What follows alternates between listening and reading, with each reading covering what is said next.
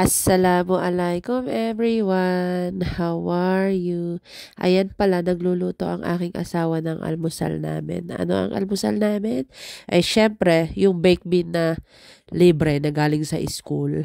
Oh, 'di ba? Tapos may itlog pa 'yan na yung yung hindi luto masyado.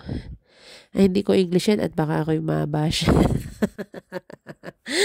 Ay, ano ba yan? Tapos ako'y nagpapakulo ng gatas kasi kami magkakape. Hindi kami nagamit ng mainit na tubig sa kape para lalong masarap, di ba? Oh, ayan. Dalawa yung niluto ng aking asawa kasi kasama yung dalawang anak ko ay nagising na nagising na. Kaya dinagdagan ng aking asawa ang aming almusal. Kaya ayan, kami mag-asawa laging nagtutulungan kahit saan, kahit sa kusina. Pero ang asawa ko, alam nyo ba, sa labahan lang ako niyan hindi tinutulungan. Bakit? Kasi hindi siya magaling doon sa labahan. Pero okay lang yon dahil caring-caring ko ang paglalaba. Diba?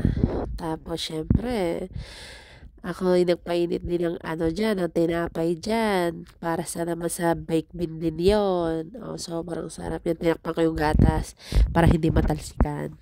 Diba? Syempre, mas masarap ang kape pag gatas, purong gatas. 'Di ba? Alam nyo, gusto ko nga pag may mga pumunta dito na kamag-anak ko ay talaga ipapatikim ko yung mga kape namin talaga. Matitikman nila 'yon. 'Di ba? Sa sobrang sarap ng kape. Alam nyo ba, dito ko lang yan natikman simula nang naging asawa ko yung asawa ko.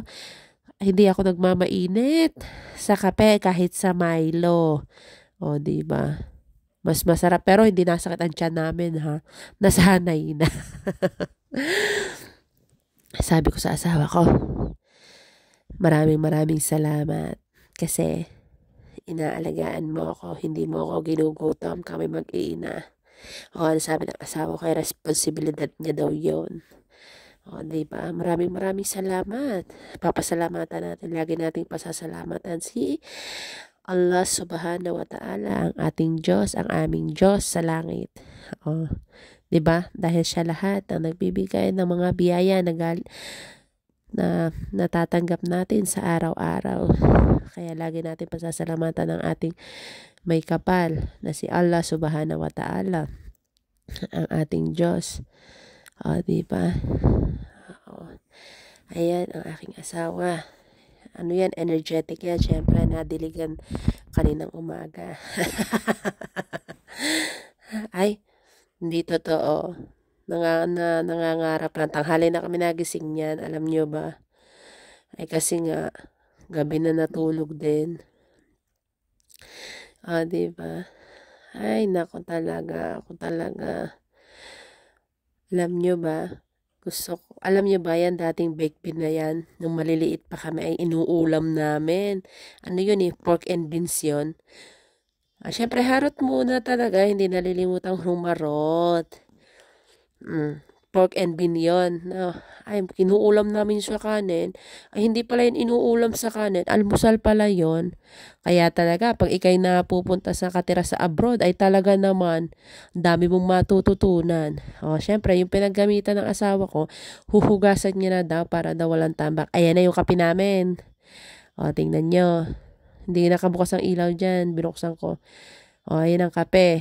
'Di ba? Mainit yan. Ang sarap niyan. Yung aking anak naman ay umiiyak kasi nalaglag sa sopa. Katatalon. Ayun. Tapos yung asawa ko natapon yung gatas. Pero minasahe ko yung anak ko ha. Huwag kayong dyan. Tapos nakatapon yung gatas. Ay pinupunasan pa ng asawa ko. Sabi ko sa asawa ko, ay kumain na tayo. Ay sabi, ako na daw mauna. Ay, mag-asawa ba ganun? Pinapauna ang pagkain ng mag-asawa, diba? Lagi kaming sabay niyan. Ay sabi ko, bilisan mo na at para tayo makakain.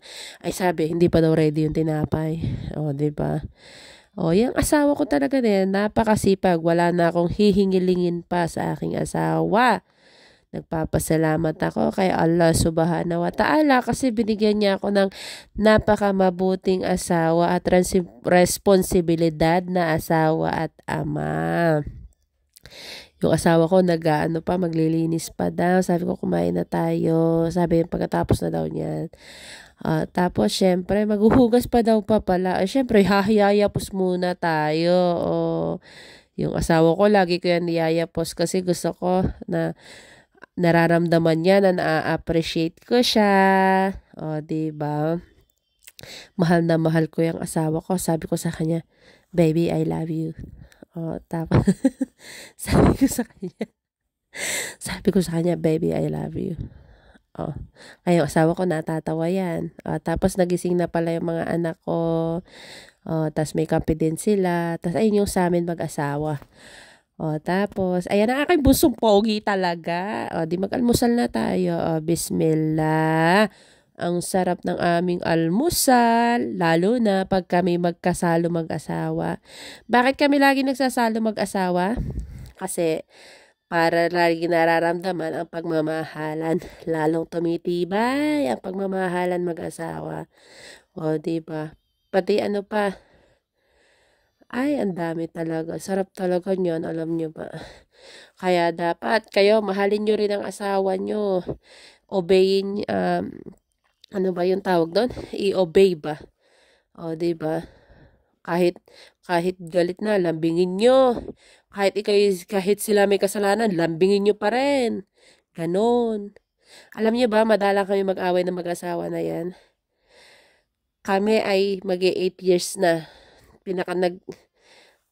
Kinasal kami is February 29, 2016. Bilangin nyo na lang ha. Maraming salamat sa inyo. Wag kayong sawang sumuporta sa akin. Yun lang. Assalamualaikum. Jazakallah khairan. Bye. Follow me. Salamat.